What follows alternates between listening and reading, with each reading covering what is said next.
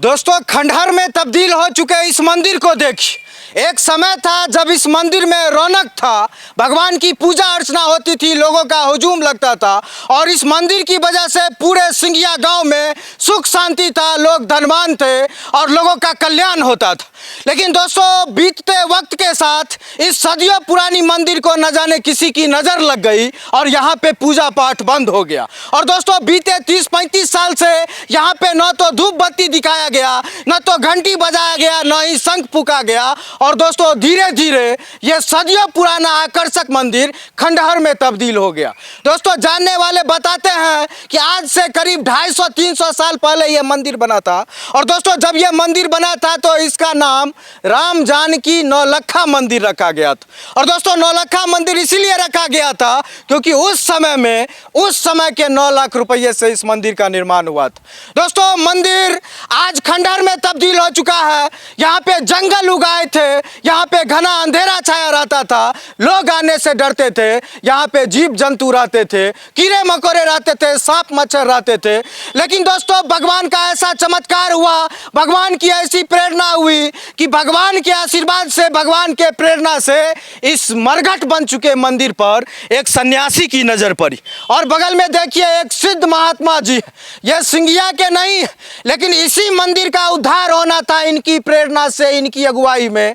इसीलिए न जाने कहां से ये साधु सिंघिया में चले आए और सीधा भगवान का इनको प्रेरणा हुआ कि हम खंडित होकर के, टुकड़ों टुकड़ों में बट करके इस मंदिर में हम दबे हुए हैं, हमको बाहर निकालिए, हमको पूजा कीजिए, हमको सही जगह दिलाइए। उसके बाद से पूरे गांव के लोग एकजुट होकर के इस मंदिर को जंगल के रूप में तब्दील हो चुकी इस मंदिर की साफ सफाई करवाए हैं। और देखिए किस तरह से मंदिर की स्थिति हो गई।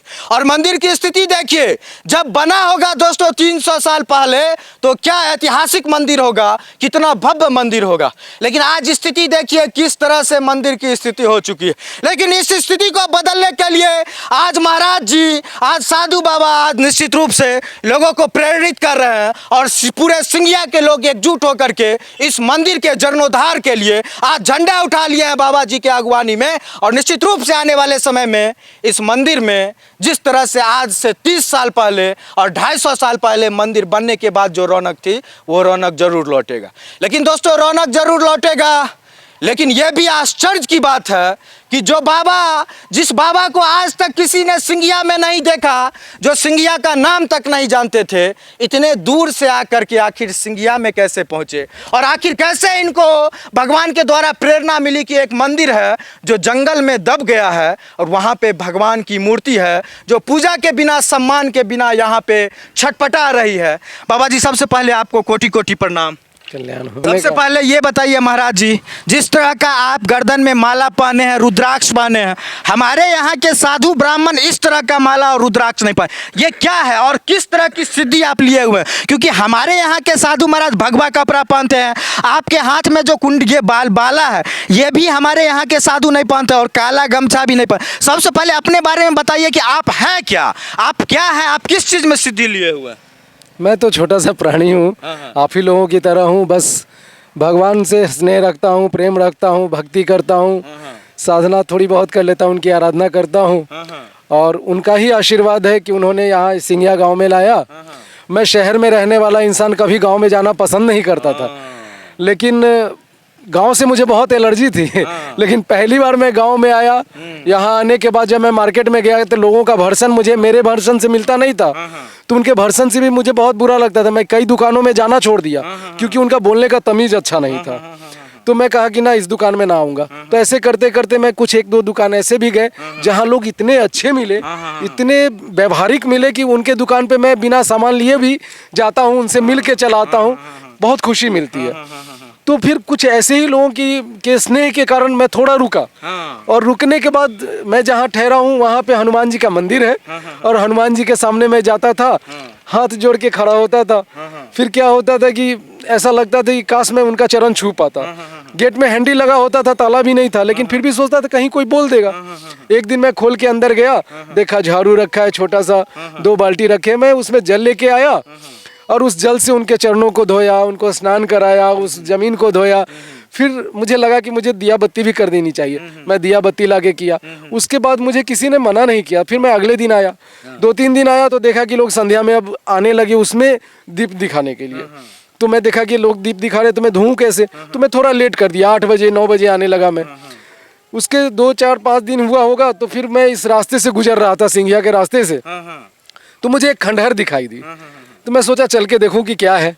खंडहर के सामने आया तो देखा कि अरे सामने 2 हनुमान जी का प्रतिमा है, शायद द्वारपाल है, तो अंदर जरूर कोई देवी देवता होंगे, चल के देखता हूँ। जब गए तो अंदर में अंधकार था, बहुत भयावह। मंदिर दिख रहा था कि नहीं? मंदिर बहुत भयावह था। मंदिर नहीं, सिर्फ मंदिर पे जंगल दिखते थे।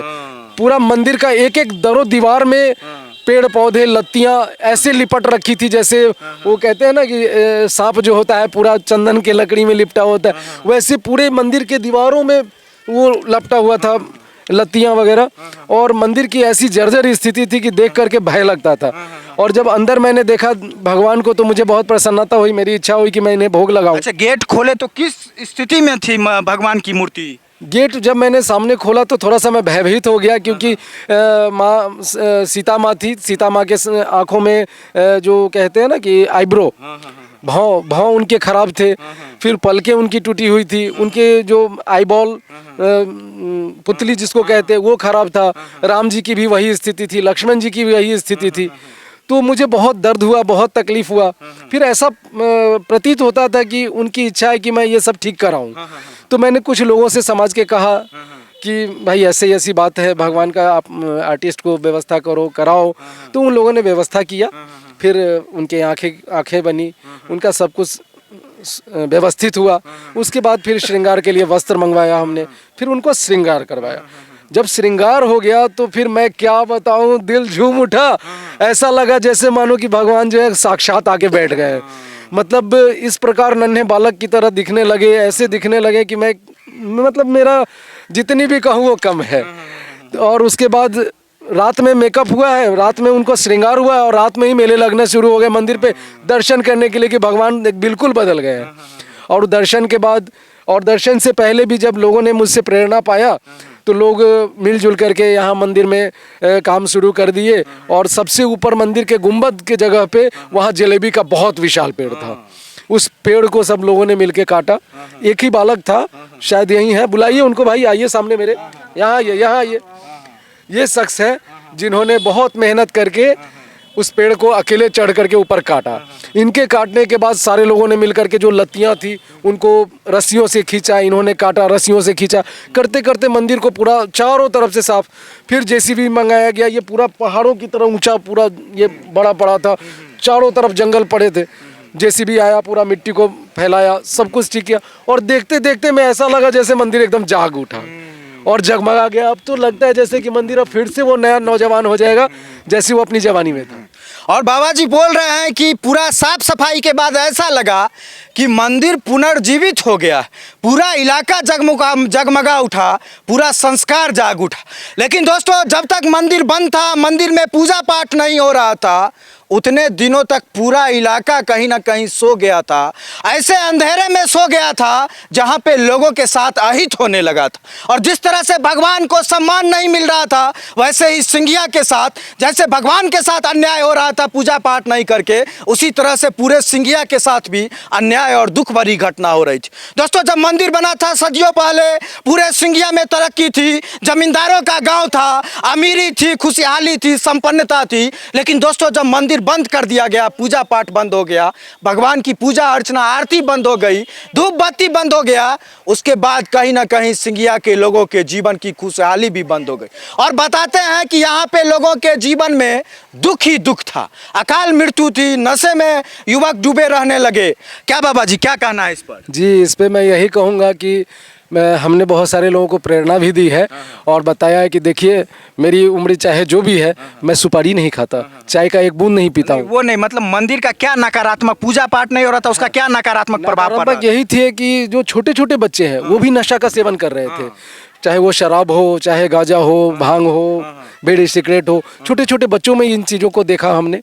तो कुछ तो प्रेरणा से हुई, कुछ उनके जागने से हुई और लोगों के अंदर हृदय परिवर्तन होना शुरू हो गया, क्योंकि वो जागे तो हृदय। बता रहे हैं कि अकाल मृत्यु हो रही थी। अकाल मृत्यु होगी, क्योंकि मंदिर में कुछ नकारात्मक चीज़ें आज भी मौजूद है, जिसको ख़त्म करने के लिए समाज से मैं भी अपील करता हूं कि आप लोग जागें और आगे बढ़ के उस चीज़ को ठीक करें। कुछ चीज़ें ऐसी है जिनको उनको सुधारना, जैसे खंडित प्रतिमा है, लक्ष्मण जी का पाँव का अंगूठा टूटा हुआ है, राम जी का दाहिने हाथ का 3 अंगुली कटा हुआ है। इसके अलावा राम जी और लक्ष्मण जी के बीच में सीता जी को विराजमान कराया गया है, जिन्होंने लेकर आया, हो सकता है बहुत ज्ञानी रहे हो, बहुत प्रखंड विद्वान हो, लेकिन कोई भूल तो सबसे होती है। तो ऐसी कुछ भूल हुई हो, क्योंकि सीता माँ द्रौपदी नहीं है जो कि 5 पांडव के बीच में रहे या राम लक्ष्मण के बीच में रहे। सीता माँ राम जी के एक साइड है तो दूसरे साइड लक्ष्मण जी है। यहाँ पे सीता माँ को ही बीच में प्रधानता दे दी गई है और राम जी को साइड और लक्ष्मण जी को साइड कर दिया गया। तो ये भी एक चीज़ है जिसके कारण घरों में बहुत तरह की अंदरूनी कुछ गड़बड़ियाँ होती हैं, जिसको कहना थोड़ा शर्मनाक लगता है। बोलिए। लेकिन जैसे देवर भौजाई की बात होती है, भैंसुर भावों की बात होती है, इस तरह की भी घटनाएं घटती हैं घरों में। लोग भली छुपा लें उसको क्योंकि घर की बात है, लेकिन इन चीज़ों का प्रभाव पड़ता है। क्योंकि आप अगर माँ को बीच में डाल दें या दोनों भाई को दोनों तरफ डाल दें तो उसका बुरा प्रभाव पड़ेगा। समाज में विकृति आएगी, मानसिक विकृतियाँ होंगी, हृदय में विकृतियाँ होंगी। तो उन चीज़ों को बदलने के लिए पहले उनको सही स्थान देना चाहिए। तो इसके लिए सीता माँ जहाँ है वहाँ ठीक है, लक्ष्मण जी को राम जी के उस तरफ कर देना चाहिए, ये ज़रूरी है। इसके अलावा भी मंदिर में जैसे कि हमारे यहाँ कहा जाता है, हमारे हिंदू धर्म में या और भी धर्म में कहा जाता है कि हमारे खानदान में या बुजुर्गों में या कोई भी गुजर जाते हैं तो उनकी तस्वीरों को हम दक्षिण दीवार में लगाते हैं। कहते हैं ना कि मृतकों की तस्वीर दक्षिण दीवार में, पूरब ना लगे, पश्चिम ना लगे, उत्तर ना लगे, दक्षिण दीवार में लगे। यहाँ राम जी को, सीता जी को, लक्ष्मण जी को दक्षिण दीवार तरफ स्थापित किया गया है। हालांकि वो स्थापित नहीं दिखता है क्योंकि सारी प्रतिमा झुलवा झूलती हैं, हिल डुल कर रही हैं। तो स्थापित क्या है? स्थापित का मतलब है कि प्रतिमा में थोड़ी भी वो नहीं होना चाहिए, हलचल नहीं होनी चाहिए। प्रतिमा स्थापित यानी स्थापित। तो वो प्रतिमा जो है वो उत्तर दिशा घूमे हुए हैं और दक्षिण दीवार में, तो उनको पूर्व दिशा में करनी चाहिए ताकि आप जब प्रणाम करने के लिए खड़े हो तो आपका सर पूर्व की तरफ उठे, आपका हाथ उठे तो पूर्व दिशा की तरफ उठे। क्योंकि आप वैसे भी हिंदू हो, हिंदू लोग पूर्व दिशा को ही प्रणाम करते हैं, सलाम करते हैं, जो भी कहें, तो पूर्व दिशा में उनकी होनी चाहिए। वास्तु के अकॉर्डिंग भी आप देखिए तो ईशान कोण भी पूर्व दिशा और उत्तर दिशा के ही कोण पे बनते हैं। तो इन हिसाब से आपको ये भगवान को जो है सो उधर देना चाहिए। हमने ये प्रेरणा दी, बहुत सारे लोगों ने तुरंत जागृत हुआ और वहाँ पे उनके लिए चौकी तैयार कर दिया, गिट्टी बालू सीमेंट लेकर के। आपको, मुझे विश्वास नहीं होता है कि रामचंद्र जी का जब पुल बन रहा था तो उसमें छोटे छोटे गिलहरी जो थे वो कंकर पत्थर लेकर के उस क्या बोलते हैं कि उस पुल में उन्होंने अपना सहयोग दिया, योगदान किया। यहाँ पे उस गिलहरी के स्थान पे ये छोटे छोटे बच्चे जो 1.5 साल 2 साल 3 साल के बच्चे छोटे छोटे यूज एंड थ्रो ग्लास में कंकर पत्थर लेके आते थे और उस बनते हुए उसके लिए गिट्टी ला के देते थे। और ये देख करके मुझे बहुत खुशी होती थी और उन बच्चों का मैंने नाम दिया था गिलहरी। और वो गिलहरी लोगों ने जो काम किया वो बहुत सराहनीय है और फिर उनका स्थान बना। लेकिन यहाँ के कुछ मालिक लोग हैं, जो लोग आए, आकर के मुझे कहा कि बाबा हमारे पूर्वज का बनाया हुआ है, आप इस प्रतिमा को इधर से उधर ना करें, आपको जो पूजा करना है कीजिए, जो भी करना है मंदिर के लिए कीजिए, लेकिन प्रतिमा को आप नहीं छुएंगे। मैंने कहा ठीक है, आपकी संपत्ति है, आपको भोगना है, आपको भोगना है, भोगना आपके समाज को भोगना है। हमारा जो कार्य था हमने किया, हमें भगवान ने बुलाया, हम आए, उनको जागृत किया, हमने सब कुछ किया। अब आगे उनको जागृत रहने देना है या नहीं, ये तो आपके समाज की बात है। हो सकता है मैं आज हूँ कल ना रहूँ यहाँ इस सिंघिया में, तो यही बात है हमारी।